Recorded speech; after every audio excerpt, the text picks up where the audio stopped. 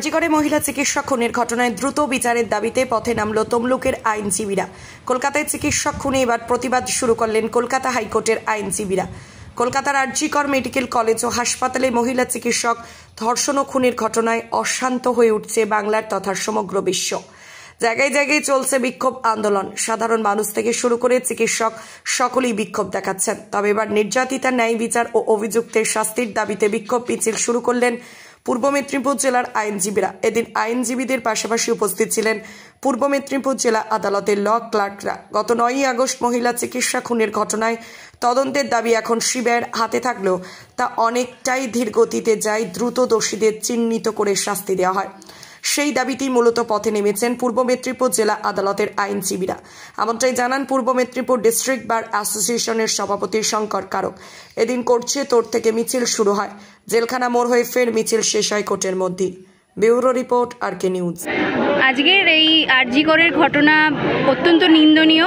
আমরা সেই ঘটনার প্রতিবাদের জন্য আমরা আজকে নেমেছি।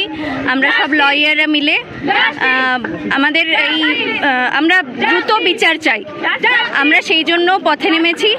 আমরা সব আইনজীবীরা মিলে আমরা দ্রুত বিচার চাই। এটা হচ্ছে যে একজন চিকিৎসক, মহিলা চিকিৎসক, এবং যিনি হচ্ছেন এইভাবে নৃশংসভাবে খুন হয়েছেন, তো তার বিরুদ্ধে আমাদের এই প্রতিবাদ, যাতে ভবিষ্যতে এই রকমভাবে কেউ যেন এই নোংরামিটা করার সাহস না পায়, সেই বিরুদ্ধে আমাদের এই প্রতিবাদ। এটা বারগত শুধু নয়, এটা আমাদের আমাদের পূর্ব মেদিনীপুর জেলা আদালতের সামগ্রিক যে লয়াররা আছেন, তারা বারের মেম্বারও, আবার বারের মেম্বারও নয় এমনও লয়ার সকলে, এবং তার সাথে ল ক্লার্ক অ্যাসোসিয়েশন, ওনারাও আজকে আমাদের এই মিছিলের সাথে যুক্ত হয়েছে। আমাদের এই মিছিলে আমাদের দাবি বলতে আমরা আজকে এই মিছিলের মাধ্যমে আমরা এটা জানাতে চেয়েছি যে নারকীয় ঘটনা ঘটেছে আরজিকরে, সেই নারকীয় ঘটনার যথাযথ তদন্তপূর্বক তার দোষীদের চিহ্নিত করে তাদের বিচারের ব্যবস্থা দ্রুত হোক, এটা আমাদের দাবি। আর এই মিছিলের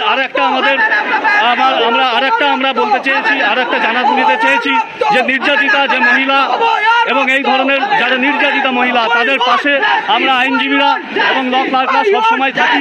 এই বার্তা দেওয়ার জন্য আমাদের আজকে এই মিছিল।